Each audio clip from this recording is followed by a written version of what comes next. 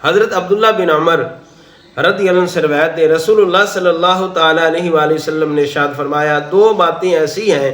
جس میں وہ پائی جائیں تو اللہ تعالیٰ اسے صابر اور شاکر لکھتا ہے۔ دو خصلتیں ایسی ہیں، دو خصلتیں، یہ دونوں خصلتیں جس شخص میں نہ ہوں اسے اللہ تعالیٰ صابر اور شاکر نہیں لکھے گا۔ وہ کون سی ہیں جاننا چاہتے ہیں تو یہ ویڈیو کو ضرور دیکھیں اور اس ویڈیو کو شیئر بھی کریں تاکہ کسی کا بھلا ہو جائے۔ میرے محبوب علیہ السلام کا فرمان سنیں، جو شخص دینی معاملے میں جو زیادہ علم رکھنے والا ہے اس کی طرف دیکھے اور پھر اس کی پیروی کرے، اور دنیاوی امور میں سے اپنے نیچے والے کی طرف دیکھے، اللہ تعالیٰ کا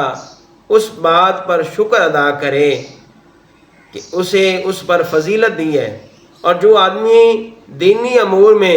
اپنے سے نیچے والے کی طرف دیکھے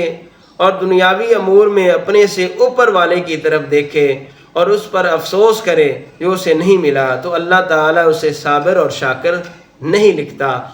تو دوستو سنیں میرے محبوب علیہ السلام کا فرمان، اپنے سے کم عصیت والے کی طرف دیکھو جو تم سے زیادہ عصیت کا ہے، اس کی طرف نہ دیکھو کیونکہ یہ عمل اس سے زیادہ قریب ہے۔ تم اپنے اوپر اللہ کی نعمتوں کو حقیر نہ جانو۔ تو اللہ تعالیٰ کی بارگاہ میں دعا ہے کہ خالق کائنات عمل کرنے کی توفیق عطا فرمائے۔ آج تو یہ معاملہ یہ ہے، آج میڈیا دور ہے، ہر بندہ ہی مفتی بنا بیٹھا ہے،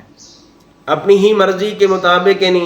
اپنی ہی مرضی کے مطابق جو اپنا معنی نکالنا ہوتا ہے، کلپ آگے سے بھی کاٹ دیتے ہیں اور پیچھے سے بھی کاٹ دیتے ہیں، اپنے مطلب کا نکال لیتے ہیں اور اپنے آپ کو، اور جنہوں نے مدرسہ دیکھا نہیں وہ بھی اپنے آپ کو مفتی سمجھتے ہیں۔ لیکن میرے محبوب علیہ السلام کا فرمان سنو